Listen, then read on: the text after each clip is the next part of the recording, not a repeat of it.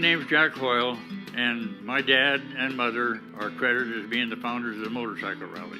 I was born in 1935, and the first official rally was held in 1938. And I can't remember what my first rally was that I do remember, but I can remember when we stood in front of the shop and counted 300 motorcycles were going to the Mount Rushmore tour.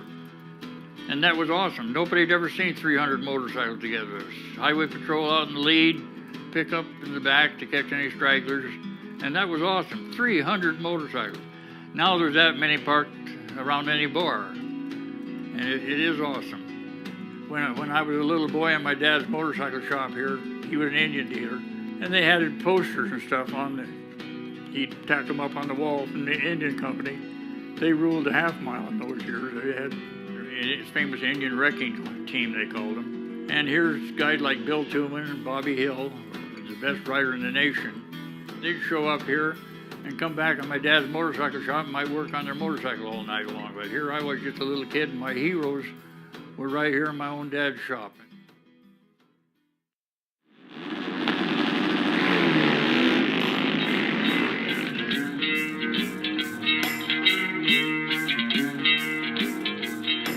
Well, racing started this thing. It was the first half-mile races, and then later developed into hill climbs and short tracks and everything else.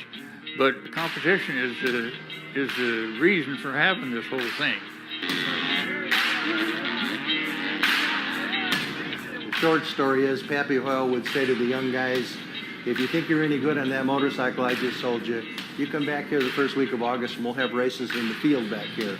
And that field and that first outing of 9 guys was the genesis of the rally. Every year they came back, brought more friends.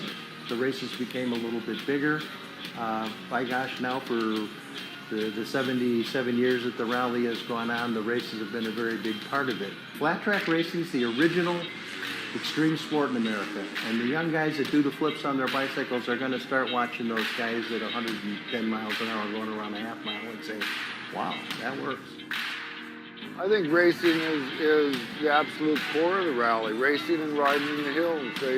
That's what they did in 1938. They rode here through beautiful country, had good food, and they went racing.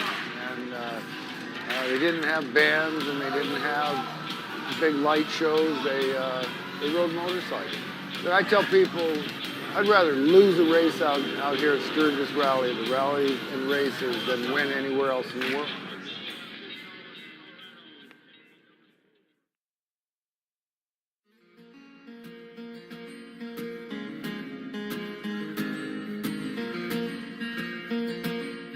You know, motorcycle riding in the Black Hills of South Dakota is a bombardment of the senses. It's beautiful to the eyes, it's sweet to the smell, it's an elixir for the soul, truly. There's nothing better than getting up early in the morning before everybody hits the road, and I can get up in the hills, wick the throttle up, and just get lost in everything and in the beauty, and it's just a place for me to unwind, really. There's a lot of beautiful places in the world, and the Black Hills are one of them. The way the weather and the roads and the topography, they're beautiful. There's big sweeping corners. Every time you come around a corner, there's a new vision, a new vista.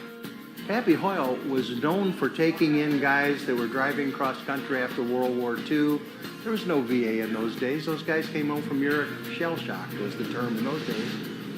He would feed them. He would give them a place to sleep. He would fix their motorcycles. And he would say, I know you don't have any money right now. Send me a check when you can. People don't understand us motorcycle folks. We need to be brothers to one another. We need to look out for one another. Be on your way. And by God, I like to think that any time 2 bikers meet each other on a street corner anywhere in the world and go, hey bro, how you doing? But a lot of that brotherhood started right here and with him.